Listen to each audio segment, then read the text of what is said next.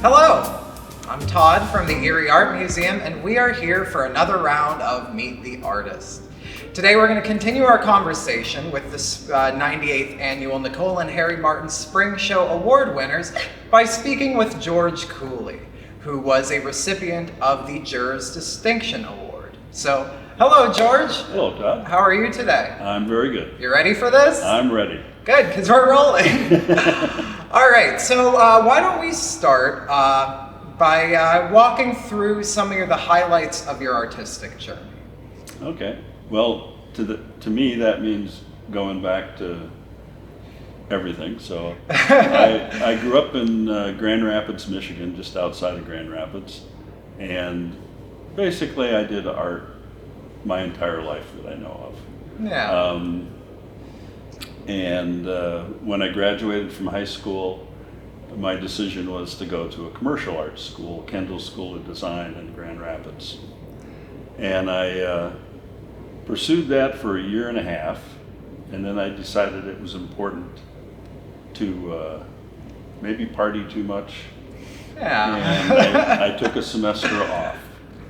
But back in 1968, when you took a semester off of school, you got drafted. And that's what happened to me.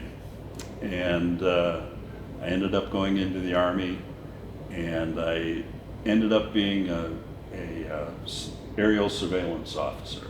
I mention that because I think the aerial surveillance qualities are in my art. Okay.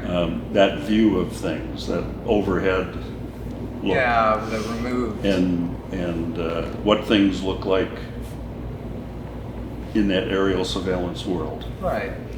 And I ended up I didn't go to Vietnam, but it was Vietnam era, and I ended up going to Korea. And if you've seen the original movie MASH, I saw that movie when it was new in Korea. That's an experience. And then after I got out of the Army, I finished up my schooling at the School of the Art Institute, or the Chicago Art Institute, and I specialized in printmaking and filmmaking. Never followed through on either one of those. And after school, I started to paint, and that's what I've done since. And also in school, along the way, I picked up a teaching certificate, and after being a captain in the Army, I decided to be an elementary art teacher. and I really enjoyed the kids, but I hated all the adults.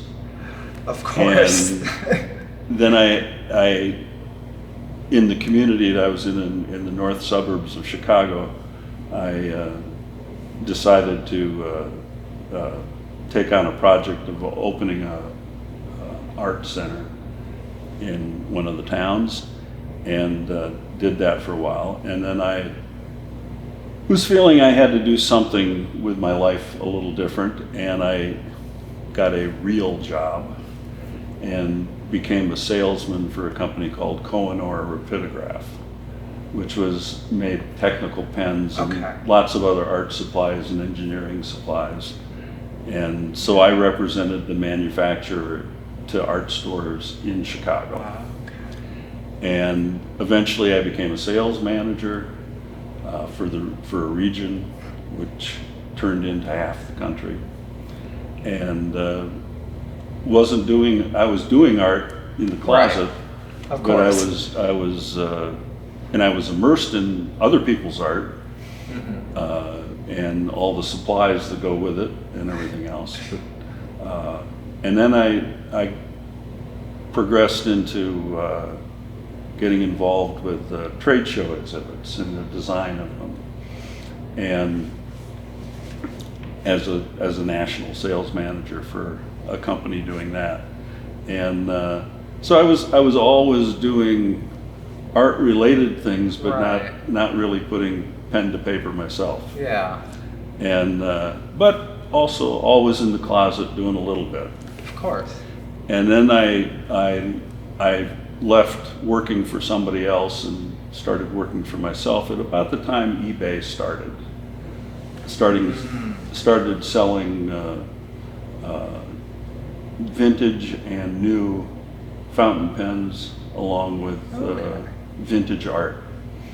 And I still do that a little bit today, but I'm trying to get out of it. Right. And I've shifted to being a full-time artist Okay. over the years.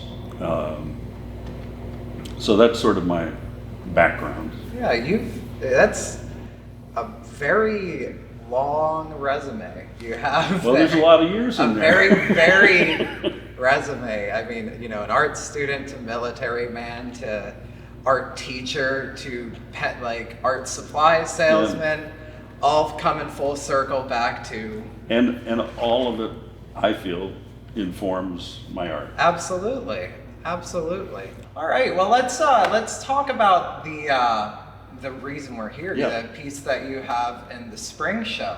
Princess Gaillard. Princess Gaillard, indeed. So, specifically about the piece. What was the model for this painting? The model was going to be my partner Margaret Brostrom. Her grandniece was just born not long ago, Okay. and we were going to go to Connecticut for this photo shoot to get the images we wanted. Right. And it turned out COVID came along and nobody would let us come to see the baby. and so we searched out other sources and found a baby that we could both agree on and thought was perfect for the series.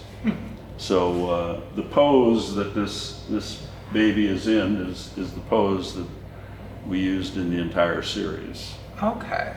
And that was, did you just pick one image? Did they send you multiple images? Nobody sent us. I mean, Did you actually, was it alive? We found the images we wanted and sorted through them and got just the right one, and I imagine stole it from somebody. But Okay. All right. So what do you, let's kind of open the scope a little bit. And what inspired the idea of the series? What's it about? Margaret and I have done a lot of collaboration. Yeah. And to us, collaborating means we each do our own painting, but we select a theme and we stick to it and do a number of that theme.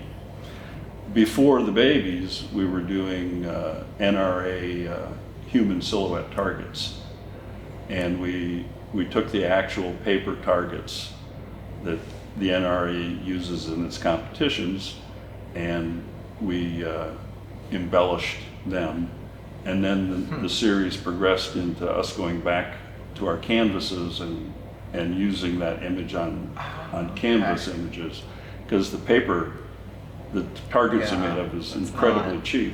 Right. And it's very hard to work with. And we got some results from it and got it to work, but we really wanted to go back to canvas. Of course. And so that became that series. And we wanted an image that would be like the target. We wanted some kind of iconic image that we could use. Yeah. And it turned out being this baby. All right. I think it's a fantastic choice. It is a very iconic baby, really. Well, like babies. A baby in it, the clean, image. They're clean slates. Yeah. They're all of that, you know, and it gave us something for everything to form around. Right. And let's. I kind of wanted to turn it. Let's speak on what's it like to work as a as a visual artist in collaboration with somebody? I'm assuming you've worked on your own series of paintings. How is it different? How is it better? How is it worse than like working together? Again, our collaboration, we work a lot together if we put it in an exhibit, but otherwise we're just doing our normal painting, and we live together, so we can talk about what we're doing and everything, but we don't really work on each other's paintings. So it's almost like you're not. It's a theme that we sort of immerse ourselves in, and sometimes it's appropriate to talk about it, sometimes it isn't, but that's the kind of collaboration we do, and all our projects have been like that. Have you ever opened the collaboration up to other artists other than your partner? Have you ever done a more widespread collaboration? Like with the targets, we brought in targets to some situations, and school situations, and let people that's fun. Do their own kind of thing. Not really collaboration, but just sharing with them what we had done. And both Margaret and I aren't really interested in collaborating with a bunch of other people. We're sort of busy on our own collaboration. Yeah, of course. Let's to wrap up, I kind of wanted to throw a big picture sort of question. And with that, what do you, in your opinion, what would you say the role of art in society is? Would it be a mirror? Is it supposed to be an ideal that we present? Or is it just unbound expression? Or is it like, is art not have to be any of those things? Is it all of those things? Is there any one purpose that art primarily plays in society? Well, there are obviously different kinds of art, but even within my own visual art, there's my experience doing the art, and then there's the artifact that's left afterwards. And I think society has to allow people in its society to do that experience of doing the art, but that's completely different than the artifact that's left afterwards. And the artifact can be political posters, it can be, ugly pictures, it can be wonderful pictures, whatever. And anybody's take on that. But for me, I make that big separation. And process. And so Princess Gaillard ends up being an artifact. Mm-hmm. But the process of making Princess Gaillard is a completely different. I'm immersed in that. I experience that myself. You talk to the gods. You do all that. That's where you find those sorts of things. Absolutely. But it really has nothing to do with the finished product. Yeah. It may be interesting to different people, different aspects of that, but that was my own personal experience. Yeah. And society needs to let people designated as artists do that. You'd like them all to do it, but we end up designating people to do these things. And so that's a role that it has in society, is allowing people to just go do anything they want. Yeah. And produce something and create some kind of conversation. That is exquisitely profound. I really like that. The role of art in society is to give people a space, be it a head space or a physical studio space to just. And then some of those people will reflect things. Yeah. And maybe come up with brand new ideas about something. Yeah. All right. Well, that's about all the time we have. I'm really happy that you came in here to talk with me. Well, I'm really happy too, Todd, that you and the museum have given people through the show and even these interviews to have a voice. Yeah. So before we leave, why don't you let everybody know where they can find you? Okay, I've got an old Victorian house in Oil City. 900 square feet of the downstairs is a gallery Okay. basically for Margaret and myself. And then I've got a carriage house with on the second floor is my studio, and that's about 1,200 square feet.